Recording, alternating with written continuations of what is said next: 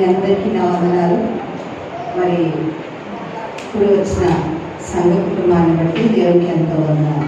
ఇచ్చిన అవకాశాన్ని బట్టి దేవునికి, అలాగే తమ్ముడు సుందర్ గారికి సంఘ నా వందనాలు, పెద్దలకు నా వందనాలు చెల్లించుకుంటున్నాను. మరి ఈ సమయంలో సాక్ష్యం చెప్పుకోకుండా చిన్న ప్రార్థన చేస్తున్నాం.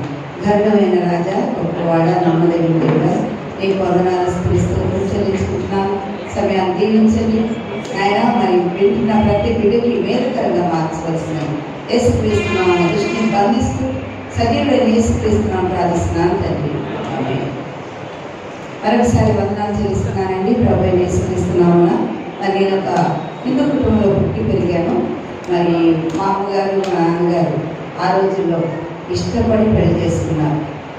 మరి అన్ని కుటుంబాల నుంచి వచ్చి మరి ఇష్టపడి పెళ్లి చేసుకున్న కారణంగా అటు వాళ్ళకి ఇటు వాళ్ళకి దూరం అయిపోయింది మా అమ్మగారు.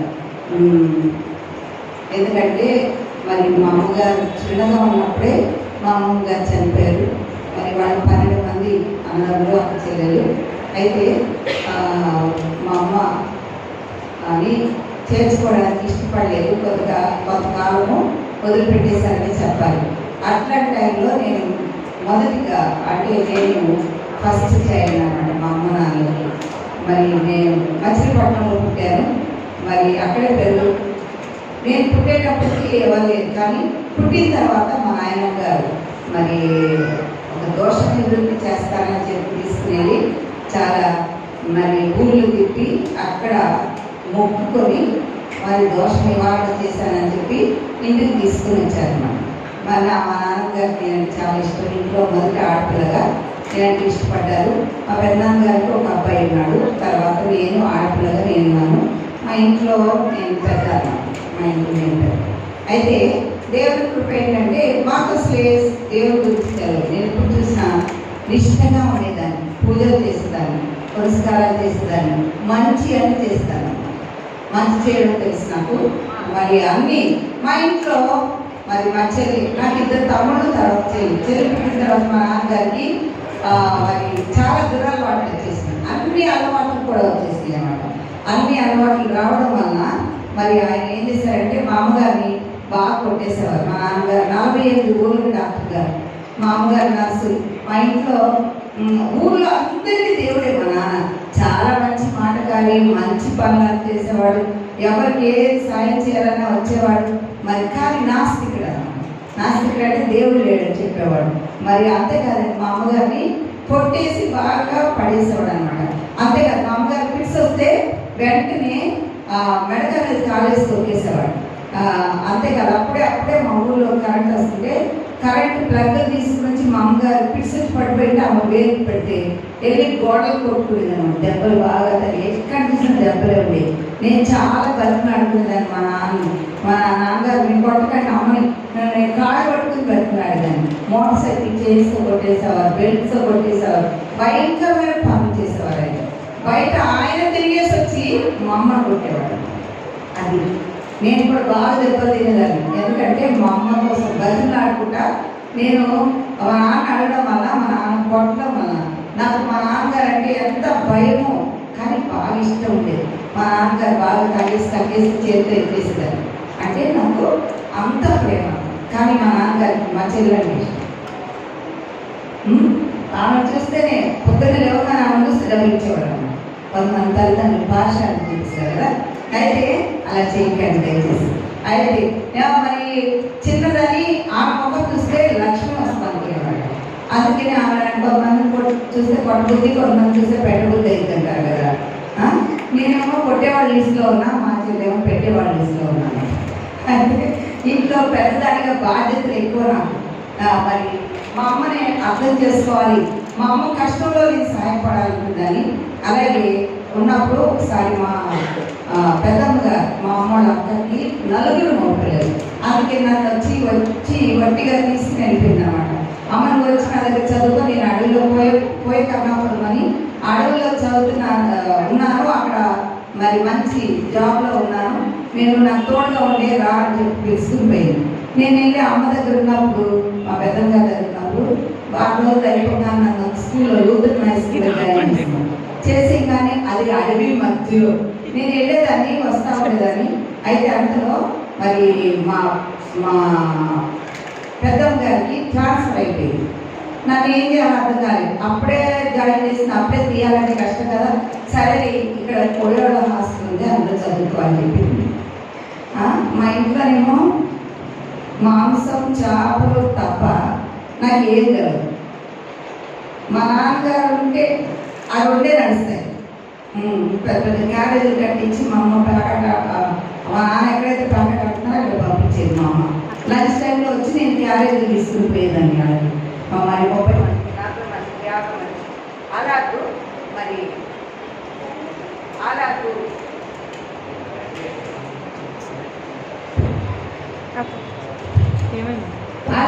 చాలా కష్టపడేదాన్ని. కానీ మా పెద్ద గారు ఎప్పుడైతే తీసుకెళ్లారో హాస్టల్లో పురుగుల మంది లేదండి. హాస్టల్లో పురుగులు అనమాట. ఇక బయట అవన్నీ చూడకుండా గబక్కని మజ్జిగ తాగిస్తుందండి. మజ్జిగన్నం పెట్టేవారు, దానిలో పురుగులు ఇలా పైకి వేయాలి. కానీ దేవుడు ఉద్దేశం ఏంటంటే మరి ఎంత ఉన్నత స్థితిలో ఉన్నా అన్ని స్థితిలో ఉండడానికి దేవుడు నాకు నేర్పించాడు. అయితే మరి కొంతకాలం అయిపోయింది. నేను హాలిడేస్కి ఇంటికి వచ్చాను. వచ్చి క్రిస్మస్ సెలవులు ఇస్తారు కదా, అప్పుడు వచ్చినప్పుడు మా నాన్నగారు ఏం చేశారంటే చాలా మరి అప్పటి నుంచి తాగుతూనే ఉన్నారు. ఎప్పటి నుంచి తాగుతూ ఉన్నారు కానీ 23వ తారీఖు నుంచి తాగుతూనే ఉన్నారు. దాంతోనే పడుతుంటున్నారు. వచ్చేసి నీ మీద అమ్మా నేను ఇక నుంచి తాగనంటారు. తాగుతారు అంతా చెప్పేసి అంతే. నీ మీద ఇక నేను తాను, నీ మీద నీకు తాగనని మా అమ్మ కొడుతూనే ఉన్నారు, మా నాన్న తాగుతూనే ఉన్నారు. అలా 31 రాత్రి వరకు జరిగిందని.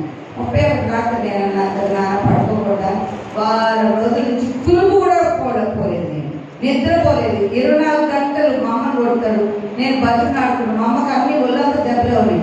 ఆ రాత్రి నేను నాకు కొంచెం పడుకోనా అని మంట మనసు వేశాను. అంతే, నన్ను పడుకోమనేదానవా అని చెప్పి పెద్ద కత్తి పట్టుకుని నా మీదకి వచ్చేసాడు.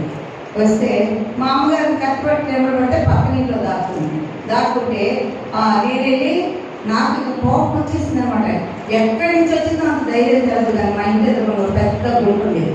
ఆ గుంట ఎంత రోజుందో తెలియదు కానీ 1 కిలోమీటర్ వరకు వెడల్పు లేదు. ఆ గుంటలో నేను తోసేసి నేను చచ్చిపోతాను. అప్పటికి నేను చాలాసార్లు చచ్చిపోదామని ప్రయత్నం చేశాను. మా అమ్మ నాన్న ఇద్దరు కొట్లాడుకుంటా ఉంటే నా మనసు బాగా నేను చచ్చిపోవాలని కోరిక నాకు చాలా మంది తల్లిదండ్రులు కొట్లాడుకుంటూ ఉంటే పిల్లలు అదే బాధపడతారు. నీకు తెలియదు కానీ ఒక్కొక్కరు చిన్న పిల్లల్ని అడిగినా మా అమ్మ నాన్న కొట్లాడుకుంటేనే నాకు బాధేస్తారు. 6 years వాడు 4 years వాడు కూడా సాక్షి చెప్తారన్నమాట. మా అమ్మ నాన్న కొట్లాడుకోకూడదని దేవుడికి మొక్కున్నా అని చెప్తారు. అయితే నేను కూడా అట్లా చేసి విసిగిపోయి నేను ఇంట్లో బయటకు వచ్చి నేను మా నాన్న నువ్వు కానీ నన్ను ముట్టుపోయి అని చంపేస్తాను. నేనే మా నాన్నకి అన్ని డ్రింక్స్ అన్నీ తీసుకొచ్చేదాన్ని, మగవాళ్ళలాగా వెళ్ళేదాన్ని. అయితే ఆ రోజు అట్లా అనగానే ఆయనకి ఏమనిపించిందో నన్ను వదిలిపెట్టేశాడు. బయటికి వెళ్ళి మరి డ్రింక్ తెచ్చుకోవడానికి వెళ్ళాను. మేమంతా మా అమ్మ పక్కన ఇంట్లో ఉంది. నేను వెళ్ళిపోతా ఉంటాము, నేను కూడా వచ్చేస్తాను, నన్ను కూడా తీసుకెళ్ళిపోను. ఆ రాత్రి 31st నైట్ డిసెంబర్ మేమందరం మా చెల్లి 3 సంవత్సరాలు మరి ఆమెను ఎత్తుకుంది మా అమ్మ. మరి ఏమి కొన్ని బట్టలు, నేను హాస్టల్ నుంచి తెచ్చుకున్న బట్టలు, మా తమ్ముడు హాస్టల్ నుంచి తెచ్చుకున్న బట్టలు మాత్రం తీసుకొని బయలుదేరి వెళ్ళిపోయాను. మా చెల్లి 2 తమ్ముళ్ళు నాకు అందరం కలిసి కాలువ కట్టాడు. 18 కిలోమీటర్లు నడిస్తే కానీ బస్సు కానీ ట్రైన్ కానీ ఉండదన్నమాట. అంత రాత్రి కాడ డుగ్గు అనగానే పరిగెత్తుకెళ్ళి పొదలో దాక్కునేవాడు. ఎందుకంటే మా నాన్నగారు మరి బుల్లెట్ ఉండేది. అందుకని ఆ బుల్లెట్ సౌండ్ ఏమో అనుకుని వెళ్ళిపోయి దాక్కునేవాడు. నిజంగానే కత్తి పెట్టుకుని చంపేసి కాలంలో వేసేసి నేస్తాడు అని మేము అలా దాక్కున్నాం అనమాట.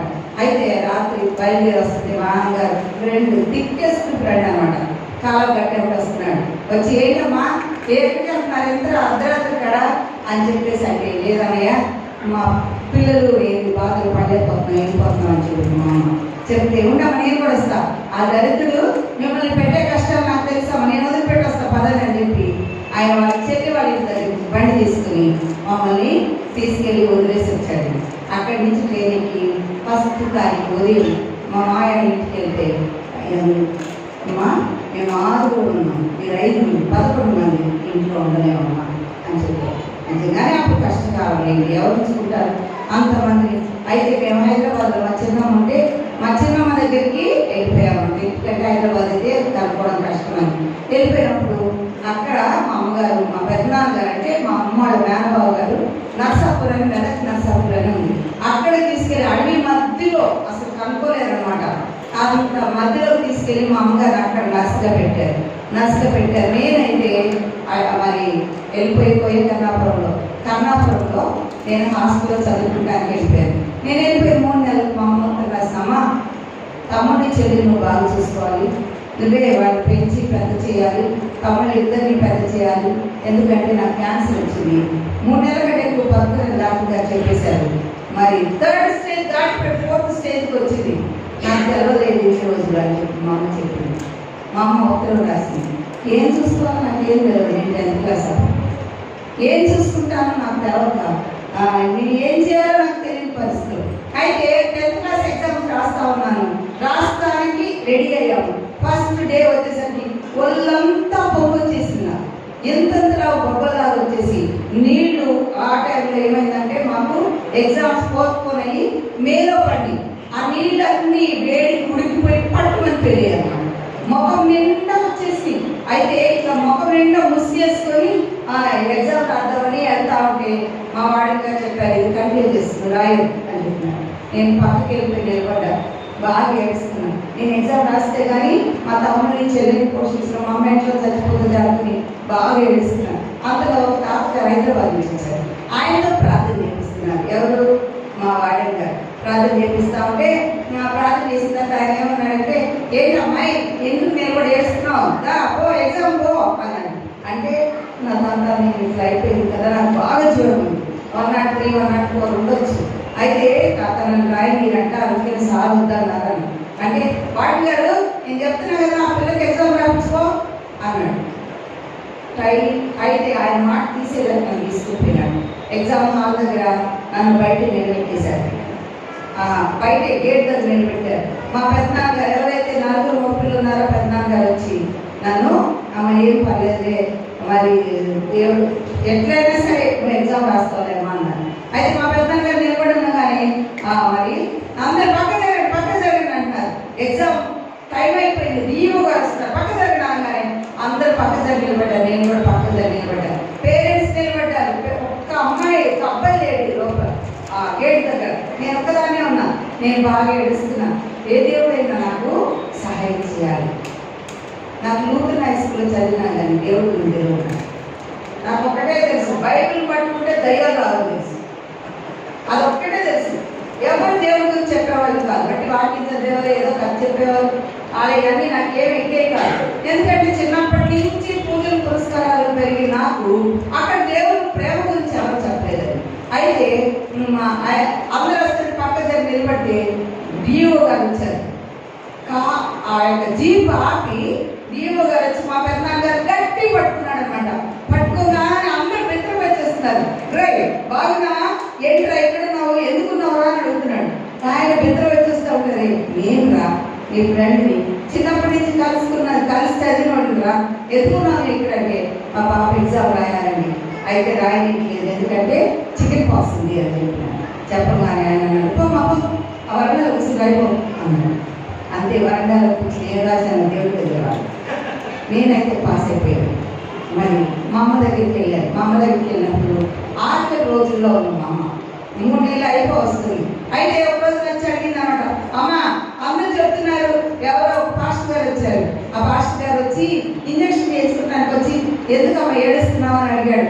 ఇంకా కొన్ని రోజులే ఉంది, నా పిల్లలు ఏమైపోతారా, నేను ఏడుస్తున్నాను సార్, నేను చచ్చిపోతాను, ఇక నాకు క్యాన్సర్ ఉందంటే నీ పిల్లలు అనాథంగా వెళ్ళడం దేవుడుకున్నాడు, ఆయన దగ్గరికి మీరు రండి అని చూపించాడు.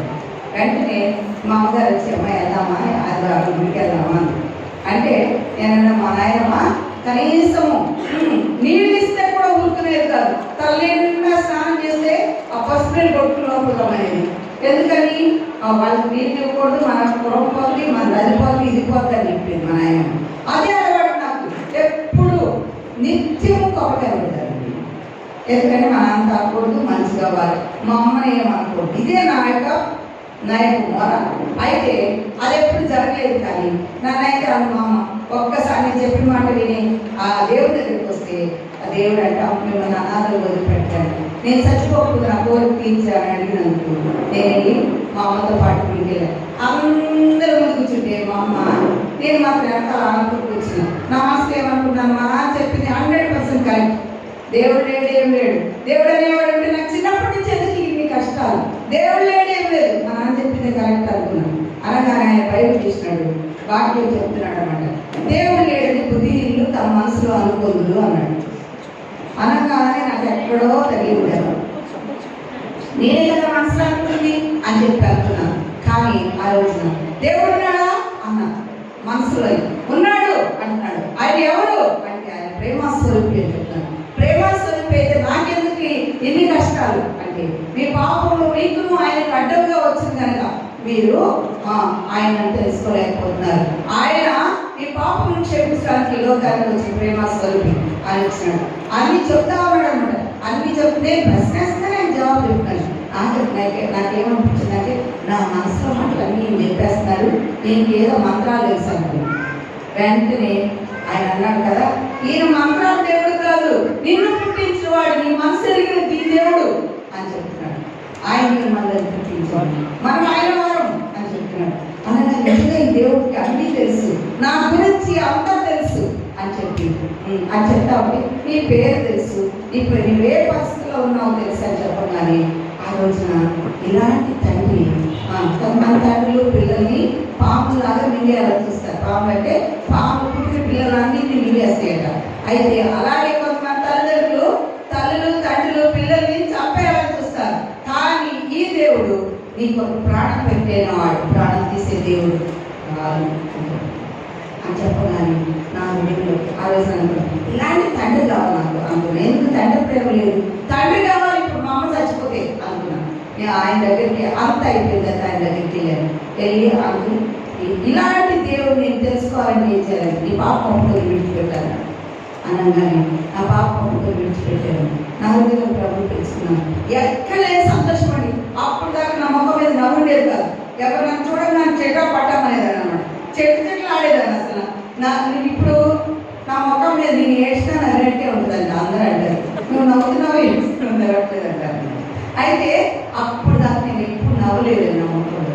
ఏసయ్య నా జీవితంలోకి వచ్చింది, నా జీవితాన్ని మార్చినారు. అంతేకాదు నాకు నవ్వునిచ్చింది, నా హృదయం నిండా సమాధానం ఇచ్చింది. ఆ రోజు నేను ప్రభు తెలుసుకున్నాను. మా అమ్మగారి కోసం కూడా ప్రార్థన చేశాను. మా అమ్మగారిని ఏసీ దగ్గర నడిపించాను. అమ్మ చచ్చిపోతే మనం భగవంతులు కలుసుకున్నామా అని చెప్పి ఏసీ దగ్గర నడిపించాను. మా అమ్మగారికి ఎంత క్యాన్సర్ గడ్డ ఉంటుంది. డాక్టర్ దగ్గరికి వెళ్ళినప్పుడు ఆమె చెప్పిందంట, ఏమైంది ఝాన్సీ, ఇంకా నువ్వు చచ్చిపోలేదా? జర్మన్ రిటర్న్ డాక్టర్ ఆమె. ఏంటి ఇంకా బతికే ఉన్నావు? నేను ఫెయిల్ అయిన ఫస్ట్ కేసు ఇది. డాక్టర్ రుక్మిణి అని వైఎంసీఏ హైదరాబాద్లో ఉండేది. అయితే అక్కడ ఉండేదన్నమాట. ఆమె ఫస్ట్ కేసు నేను ఫెయిల్ అయింది. ఆమె చెప్పింది డేట్తో సహా చచ్చిపోతాడు. అట్లాంటిది మరి మా అమ్మ చచ్చిపోతున్నారు. ఆ గడ్డమైపోయిందండి. ఆ గడ్డమైపోయింది అంతే. ఆ అమ్మ ఆమెకి ఏం రాయాలో తెలియక గడ్డ పగిలిందో తెలియదు, ఊడిపోయిందో తెలియదు, ఏం జరగక అన్ని బీకామ్ టెస్ట్లు, విటమిన్సీలు అన్ని రాసి చేసింది. అలాగూ మరి మా అమ్మగారిని దేవుడు 3 నెలలు కాదు కానీ 30 సంవత్సరాలు బతికించారు. హల్లెలూయా. నాకు అమ్మని లేకుండా చేయండి దేవుడికి వందనాలు చేస్తున్నాను. ఆ అమ్మని ఇచ్చిన దేవుడు ఏమేమో. ఆ తర్వాత కొన్ని రోజులు నేను మరి ఫార్మసీకి వెళ్ళిపోయాను. ఫార్మసీ చేస్తా ఉన్నప్పుడు దేవుడు అద్భుతమైన కార్యాలు చేశారు. అంతేకాదు నేను ఫార్మసీ చదివిన తర్వాత సెకండ్ ఇయర్లో మరి ఫార్మసీ అయిపోయిన తర్వాత సెకండ్ ఇయర్ ఎంబీబీఎస్ చేయొచ్చు అట్లా అని ప్రార్థన చేసినప్పుడు దేవుడు అన్నాడు కదా, తండ్రిని సేవించి కుమార్తెగా ఉండాలి అని చెప్పాడు. మా అమ్మకి 7 సార్లు క్యాన్సర్ వచ్చిందని, కానీ దేవుడు బ్రతికించాడు. అయితే నేను ప్రార్థన చేసుకుంటాను. దేవుడు నాకు అన్నాడు తండ్రిని సేవించి కుమార్తెగా ఉండాలన్నప్పుడు నేను పరిచర్యకు వచ్చాను. ఏ పరిచర్య చేయాలి కాబట్టి నీకులాగా నలిగిపోయిన పిల్లలకి ఆదరణగా ఉండాలి అని చెప్పి నాతో మాట్లాడాడు. నీ కుటుంబం లాగా ఎవరైతే తండ్రుల మధ్యన గొడవలు పడి ఎవరైతే బాగా విసిగిపోయి ఉన్నారో వాళ్ళని కౌన్సిల్ చేయాలని నేను పిలుస్తున్నాను. కక్కుల్ని పదులు పెట్టి నులిపిడి మారుగా నేను చేస్తున్నానని చెప్పి దేవుడు అనిపించాడు. మరి దేవుడు అద్భుతంగా ఇచ్చిన వాళ్ళు ఒక్కరిని నశించిన పరలోకమందున మీ తల్లి చిత్తం కాదన్నప్పుడు నేను ప్రభు దగ్గరికి వచ్చి ప్రభు నీ సేవ చేస్తానని ఒప్పుకున్నానండి. మా అమ్మగారు కూడా తీసుకుని వచ్చి ఆ పరిచర్య కోసం మందిరంలో ఎక్కిచ్చేసినారు. ఎందుకంటే దేవుడు అంతా మాట్లాడినాడు పరిచర్యకి వెళ్ళాలి, మా ఇంట్లో ఆడపిల్లలు బయటకు వెళ్ళాలి. అలాంటి దేవుడు కృప చూపించి బయటకు వచ్చారు. మా నాన్నగారు 30 సంవత్సరాలు ప్రారంభించారు. 30 సంవత్సరాల తర్వాత మా నాన్నగారు నడవలేని చనిపోయే పరిస్థితిలో, అసలు మా నాన్నగారు చెట్టుకోకుండా అలాంటిది కానీ తీసుకొని వచ్చారు.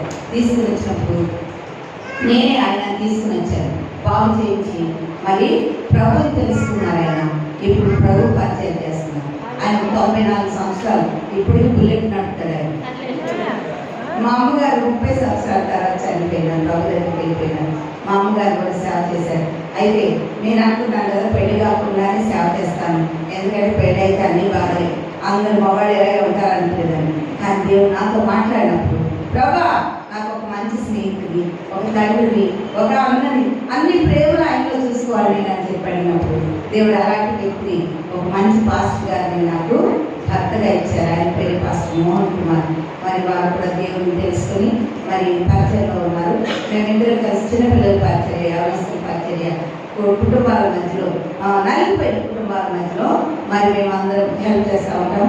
నాకు 3 పిల్లలు, పెద్ద బాబు, తర్వాత పాప కూడా సేవ చేస్తుంది. బాబు కూడా సేవ చేసేవాడు, ఇప్పుడు చేయట్లేదు, నేను ప్రార్థన చేయదు. అయితే చిన్న పాప మంచి పాట పాడింది, ఖుషి అంగే. మరి తను వచ్చింది మాతో పాటు. అయితే నేనేమంటున్నానంటే ఈ లోపల ఒక్క మాట చెప్పి నేను ముగించేస్తాను. మనిషి నమ్మినోడు చెడిపోతారేమో అని, సజీవుడైన యేసుక్రీస్తు దేవుడు నమ్మేవాడు ఎన్నడూ చెడిపోడని నా అనుభవం. అయితే దేవుడు నాకు వచ్చిన కృపను బట్టి దేవుడికి ఎంతో వందనాలు. మరి పిల్లల్ని అనేక మంది ప్రభుత్వం నడిపించడానికి, యవనస్తులు వాళ్ళు ఎలా ఉండాలి అని నేర్పించడానికి దేవుడు మాకు కృప చూపిస్తూ ఉన్నారు. మీరు మా కుటుంబం కోసం ప్రార్థన చేయండి. అలాగే అనేక మందికి దేవునికరంగా ఉన్నారు. ఇక్కడ ఎవరైనా తండ్రులు తల్లులు మాదిరిగా లేకపోతే మీ కుటుంబాల్లో మీ పిల్లలు ఎంత బాధపడతారో ఒకసారి ఆలోచించండి. మీ దురాలవాటు వీటి వల్ల ఎంత నలిగిపోతారో మీరు ఒకసారి ఆలోచన చేసి, నేను రాకుంటే ఆమెలాగా 8 సార్లు నుయ్యిలు గొయ్యలు చూసుకున్నటువంటి నాకు నుయ్యిలోంచి గొయ్యిలోంచి తప్పించి పరలోకంకి వెళ్ళాలని దేవుడు ఒక మంచి కృపను నాకు ఇచ్చినటువంటి దేవుడికి వేలాది వందనాలు చెల్లిస్తే సాక్ష్యాన్ని ఇస్తున్నాను.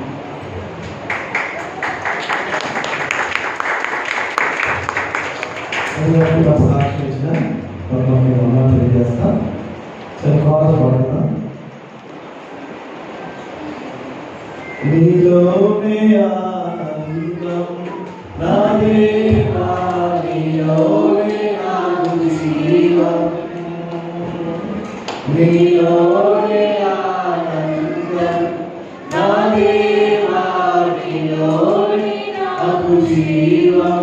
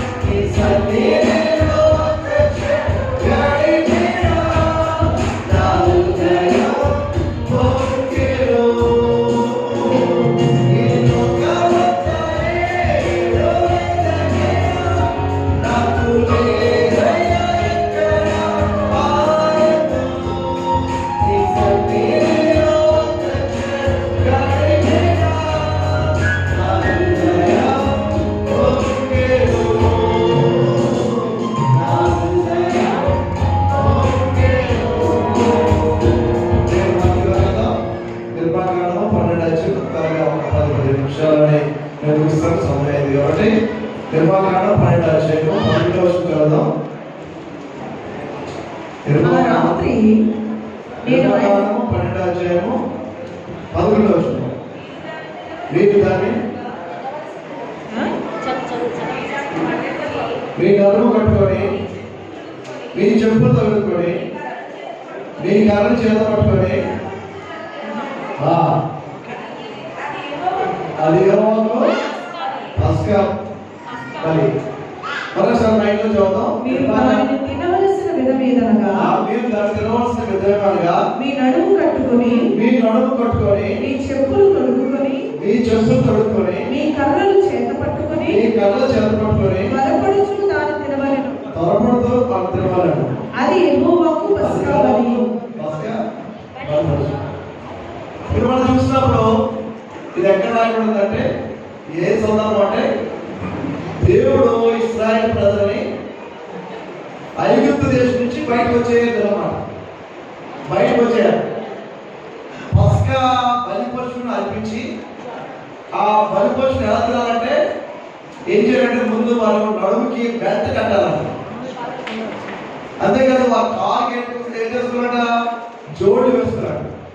అంతేకాదు వాళ్ళ చేతులు ఏం పట్టుకున్నాడ కర్ర పట్టుకోవాలి. అంటే ఇదేంటి సిద్ధపాటు ఒక ప్రయాణానికి సిద్ధపాటు. మనం ఎక్కడ ఊరు వెళ్ళాలనుకోండి ఏం చేస్తాం, దాని గురించి ప్లాన్ చేసుకుంటాం. ఒక 4 రోజులు అనుకో ఒక 5 జతల బట్టలు పెట్టుకోవాలి, ఒక దుప్పటి పెట్టుకోవాలి, ఒక బ్రష్ ఇంకేం కావాలో ఐటమ్స్ అన్ని పెట్టుకోవడం, ఒక మెడిసిన్ అయితే మెడిసిన్ పెట్టుకోవడం, ఇవన్నీ కూడా సిద్ధంగా చేసుకుంటాం, రెడీ అవుతాం. ఇప్పుడు ఇంతవరకు కూడా వీళ్ళు 400 సంవత్సరాలు వారు ఎక్కడున్నారు? ఐగుప్తు దేశంలో ఉన్నారు. ఐగుప్తు దేశం నుంచి దేవుడు విడుదల ఇస్తాడు. విడుదల ఇస్తున్నప్పుడు దేవుడు మరి మోసే ఏంటంటే మీరేం చేయాలంటే రెడీగా ఉండాలి. మనం ఎలా ఉంటే సిద్ధంగా ఉండాలి. సిద్ధంగా ఉంటే ఎలా చేయాలంటే మాట రాకూడదు కదా. 11వ వచనంలోనే మీరు తినవలసిన విధేయముగా మీ నడుము కట్టుకొని మీ చెప్పులు తొడుగుకొని మీ కర్రలు చేత పట్టుకొని త్వరపడుచు దాన్ని తినవలెను. అది యెహోవాకు పస్కా బలి. చూడండి, ఏదైతే వధించబడిందో ఆ రాత్రి వారు ఏంటంటే నడుముకి బెల్ట్ కట్టుకోవాలి. అంతేకాదు కాలుకి చెప్పులు వేసుకుంటాం. ఎక్కడ ప్రయాణాలకే చెప్పులు వేసుకుంటాం. ఇంట్లో వేసుకుంటారు, ఇంట్లో అవసరం చెప్పులు వేసుకుంటాం. బయట ప్రయాణం ఉంది, వాళ్ళు 40 సంవత్సరాలు ప్రయాణం చేయాలి. అంతేకాదు చేతికి కర్ర పట్టుకోవాలి. అందుకే దేవుని వాక్యం ఇలా చెప్తాను. ఆదికాండం 17వ అధ్యాయము 13, 14 వచ్చిన ఆదికాండము 17వ అధ్యాయం. అయినా నీ సంతతి వారు తమది కాని పరదేశమందు నివసించి ఆ దేశపు వారికి దాసులుగా నుందురు. వారు 400 ఏండ్లు వీరిని శ్రమ పెట్టుదురు. వీరు ఎవరికి దాసులవుదురో ఆ జనములకు నేనే తీర్పు తీర్చుదును. తరువాత వారు మిక్కిలి ఆస్తితో బయలుదేరి వచ్చినారు. అబ్రాహాముతో చెప్తున్నాడు. అబ్రాహాము సంతానం దేవుడు అప్పటికి అబ్రాహాము పిల్లలేరు కానీ నీ పిల్లలు ఏం చేస్తాను, నేను ఇసుక రేణు వల్లే చేస్తాను, ఆకాశంలో నక్షత్రాల వల్లే చేస్తాను. అప్పటికి అబ్రాహాముకి ఆ వాగ్దానం ఇచ్చిన పిల్లలేరు. మనం చూస్తుంటే 21వ అధ్యాయంలో ఆదికాండంలో పిల్లలు పుట్టారు. వారిని ఎలా దేవుడు దీవించాడో మనకి చూసినప్పుడు ఏదైతే అబ్రాహాముతో ఏదైతే వాగ్దానం ఇచ్చాడో ఆ వాగ్దాన్ని నెరవేర్చే రాత్రి అక్కడ ఏం చెప్తున్నారంటే మీరు మీ నడుముకి బెల్ట్ కట్టాలి. బెల్ట్ అంటే మనకి బలాన్ని ఇచ్చేది. ఒక బెల్ట్ లేదా తాడు గట్టిగా నడుము కడతారు. పనిచేస్తున్న చూడండి, ఎక్కడ విలేజ్లో ఎక్కడ పనిచేస్తున్నారు వాళ్ళిద్దరికి నడుముకి గట్టిగా కవ్వాలి కానీ లేకపోతే గట్టిగా కడతారు. ఎందుకంటే స్ట్రెంత్ ఇస్తారు, వాళ్ళు బలమిస్తారు, పని చేయడానికి మనకు పనిచేస్తారు. అందుకే మనం ఏం చేయాలంటే ఇక్కడ ఇస్రాయేల్ ప్రజలు ఏం చేస్తే మీ నడుముకి బెల్ట్ కట్టాలి. అంతేకాదు ఏం చేయాలి, కాలుకి ఏం చేయాలంట చెప్పులు వేసుకోవాలి. అంతేకాదు చేతులు ఏం చేయాలంట పట్టుకోవాలి. అంటే సిద్ధపాటు మనం కూడా ఏం చేయాలంటే మనం పడి లోకంలో ప్రయాణం చేస్తాం. ఎక్కడికి వెళ్ళడానికి? పల్లపురానికి వెళ్ళాలి. ఇశ్రాయేలు ప్రజలు కూడా బానిసగా ఉన్నారు. 40 సంవత్సరాలు వారు ఐగుప్తు దేశంలో ఉన్నారు. వారి బానిసత్వం స్వేచ్ఛ లేదు, వారు ఇల్లు పట్టడానికి అవకాశం లేదు. అంటే ఉన్నారు కానీ రైట్ లేదు. వారు బ్యాంక్ డబ్బు వేసుకోవడానికి రైట్ లేదు. వారు ఏదో ప్రాపర్టీ కొనడానికి లేకపోతే ఏదో రైట్స్ లేవు. అవన్నీ కూడా ఎవరిని ఐగుప్తులు. వీళ్ళు ఉన్నారు కానీ వీళ్ళకి ఏ రైట్స్ లేవు. అలాగే మనం కూడా సాతాను బంధకాల నుంచి విడుదల పొందడానికి దేవుడు మనం విడుదల చేశాడు. మనం ఇప్పుడు సిద్ధపడి ఎక్కడికి వెళ్ళాలి? ఆ రోజు ఐగుప్తు దేశం నుంచి వాళ్ళు ఎలాగైతే కానానికి వెళ్ళారో మనం కూడా చెప్తే మనం సిద్ధపడాలి. మనం సిద్ధపడి ఎక్కడికి వెళ్ళాలి? దేవుడు రాజు త్వరగా మనం ఏం చేయాలంట? మనం సిద్ధపడాలంట. మనం ఏం చేయాలంటే మన నడుముకి ఏం చేయాలంట? బెల్ట్ కట్టుకోవాలి, కాలుకి జోడు వేసుకోవాలి, చేతులు కనపట్టుకుని అంటే రెడీ అవ్వి మనం వెళ్ళాలి. వారు కూడా ఏం చేశారంటే మనం ఐగుప్తు దేశం నుంచి కానాన్ దేశం బయలుదేరారు. చూడండి, ఐగుప్తు దేశం నుంచి వాళ్ళు బయలుదేరినప్పుడు ఎంతమంది? దగ్గర 20 నుంచి 25 లక్షల మంది. కానీ అక్కడ బయలుదేరి వారు కానాన్ ఎంతమంది వెళ్ళారంటే ఇద్దరు ఎవరు? కాలేబు, యోషువ. వారితో పాటు కూడా ఏంటంటే ఎవరు తీసుకొని చదవండి. ఆది కాండము 50 అధ్యాయము 24, 25 వచనాలు చదవండి. ఆది కాండము 50 అధ్యాయము 24.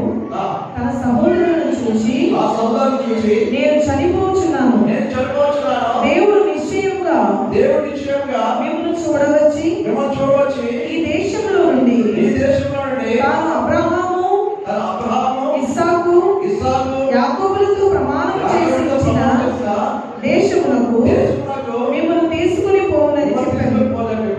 మరియు యోసేపు దేవుడు నిశ్చయముగా మిమ్మల్ని చూడవచ్చును, అప్పుడు మీరు నా ఎముకలను ఇక్కడ నుండి తీసుకుని పోవాలని చెప్పి ఇశ్రాయేలు కుమారుల చేత ప్రమాణం చేయించుకున్నాడు. యోసేపు చనిపోవడానికి సిద్ధంగా ఉన్నాడు. యోసేపు చనిపోవడానికి సిద్ధంగా ఉండి ఎప్పుడంటే నేను చనిపోతున్నాను. ఒక దినం దేవుడు ఏం చేస్తాడంటే మిమ్మల్ని ఈ దేశం నుంచి ఏం చేస్తాడు? కానాన్ దేశం తీసుకెళ్తాడు. మీరు ఏం చేయాలంటే నా ఎముకలు ఏం చేయాలి? మీరు కానాన్ దేశం తీసుకెళ్ళాలి. కానాన్ దేశంలోకి ఎవరు వెళ్ళారంటే యోషువ, కాలేబులతో పాటు యోసేపు ఎముకలు కూడా వెళ్ళారు. అది కూడా ఏం చేస్తుంది? ఆ ఎముకలు కూడా ఎలా సముద్రం దాటాయి. 40 సంవత్సరాలు అరణ్యంలోనే ఆ ఎముకలు తిరిగాయి. మళ్ళీ ఎక్కడ యోర్దాను దాటి మళ్ళీ ఏం చేశారంటే వారు ఏం చేశారంటే ఇశ్రాయేలు ప్రజలు స్థిరపరిచారు.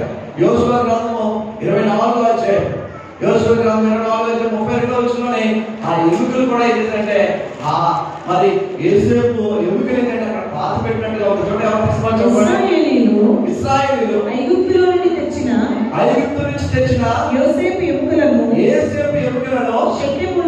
షెకెములో అనగా యాకోబు 100 వరహాలకు షెకెము తండ్రి అయిన హమోరు కుమారుడు యొక్క కొనిన చేని భాగంలో వారు పాతి పెట్టిరి. యోసేపు ఎముకలు ఎక్కడ పాతి పెట్టాడ? కానాన్ దేశం తీసుకొచ్చి పాతి పెట్టారు. అక్కడి నుంచి బయలుదేరిన వాళ్ళు 28 లక్షల మంది. కానీ ఎవరు చేరలేకపోయారు. ఎందుకంటే వారి ఆలోచన అంతా కూడా ఏంటంటే వారు కానాన్ దేశం వెళ్తున్నట్టు, కానీ వారి ఆలోచన అంతా ఎటువైపు ఉందంట? ఐగుప్తు వైపు ఉందంట. ఐగుప్తు దేశం వైపు ఉందంట. మోషే ఎందుకైనా మమ్మల్ని తీసుకొచ్చావు? ఐగుప్తు సమాధి లేదా? ఇక్కడ మమ్మల్ని తీసుకొచ్చాడు. ఏంటి మాకు నీరు లేదు, ఎందుకంటే తీసుకొచ్చావు? ఐగుప్తు దేశంలో మేము ఉంటుంది కదా. వారు కానాన్ వెళ్తున్నారు కానీ వారి మనసు ఆలోచన అంతా కూడా ఎక్కడుంది? ఇంకా ఐగుప్తు దేనికి సాధిస్తుందంటే పాపానికి సాధిస్తుంది, లోకానికి సాధిస్తున్నారు. మనం కూడా పర్లోక రాజ్యం గురించి మనం ఎలా రాసుకొని మరి భూమి మీద ఉన్న వాటి మీద ఎక్కువ మనసు పెడతాం. అందుకే సరిగా ప్రార్థన చేయలేకపోతాం, అందుకే సరిగా బైబిల్ చదవలేకపోతాం, అందుకే ప్రతి ఆహారం దేవుడి మందిరానికి రాలేకపోతాం, దేవుడి బిడ్డలతో సమాసం చేయడం. ఎందుకంటే మన ఆలోచన అంతా కూడా దేవుడే ఉంది, భూమి మీద ఉన్న వాటి మీద ఆశ. అదే భక్తులు ఏం చెప్పంటే ప్రతిరోజు కూడా మనం జ్ఞాపకం చేస్తా పర్లోకం నరకోవాలని జ్ఞాపకం చేస్తున్నాడు. ఆదివారం జ్ఞాపకం చేసుకోవడం కాదు, ప్రతిరోజు కూడా జ్ఞాపకం. మరి ఈ భూమి అశాశ్వతమైన ఈ లోపల కొత్తగా జీవిస్తాం. నిత్యము జీవించే స్థలం ఏంటంటే పరలోక రాజ్యం. కానాన్ ఆ ఐగుప్తు దేశం నుంచి 25 లక్షల మంది బయలుదేరారు. ఎన్నోవారు ఇద్దరు యోసేపు ఎముకలు వెళ్ళింది. యోసేపు ఎముకలు అక్కడ చేరబడింది. ఈరోజు మనం కూడా ఈ యాత్రలో మనం బయలుదేరుతాం. మనం కూడా సిద్ధపడాలంటే ఎలా సిద్ధపడాలంట? మన బెల్ట్ కట్టుకోవాలి, జోడు చేసుకోవాలి, జోడు వచ్చిన కర్ర పట్టుకొని మనం రెడీ ఉండాలి. బెల్ట్ దేనికి సోదరు అంటే బలానికి సోదరు. మనం కూడా శక్తిని పొందుకొని దేవుని ఆత్మ నింపబడే చేయాలి. మనం మన యాత్ర బయలుదేరాలి. అంతేకాదు జోడు దేనికి సోదరు అంటే మరి సువార్త ప్రకటించాలి. సువార్త ప్రకటించి దేవుని వాక్యం మాట చూపించి నేను ముందుకు వెళ్తున్నాను. చూడండి, ఎఫెసీ 6:15 మాట రాయబడు. ఎఫెసీ 6:15 పాదములకు సమాధాన సువార్త వలనైన పాదములకు సమాధాన సువార్త అయిన సిద్ధ మనస్సును జోడు తొడుక్కొని నిలువబడి ఈ పాదాలకి సువార్త తీసుకురాడు.